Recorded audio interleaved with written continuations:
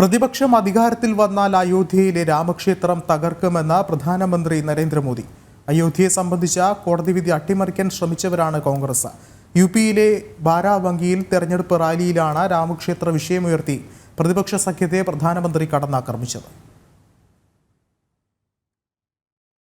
രാമജന്മഭൂമി കേസിലെ സുപ്രീം കോടതി വിധി അട്ടിമറിക്കാൻ ശ്രമിച്ചവരാണ് കോൺഗ്രസുകാർ.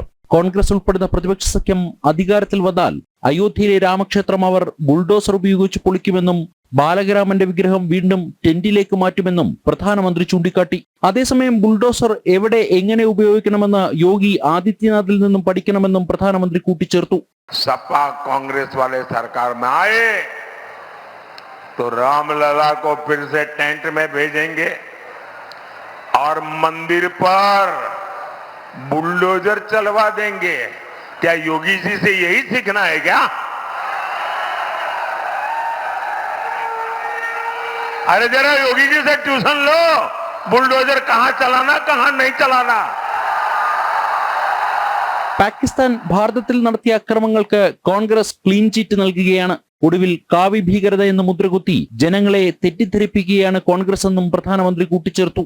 कांग्रेस और कश्मीर में अलगाववादियों की जमानत को खाद पानी देती थी। पाकिस्तान हमारे देश पर हमला करता था, कांग्रेस सरकार उसे क्लीन चिट देती थी।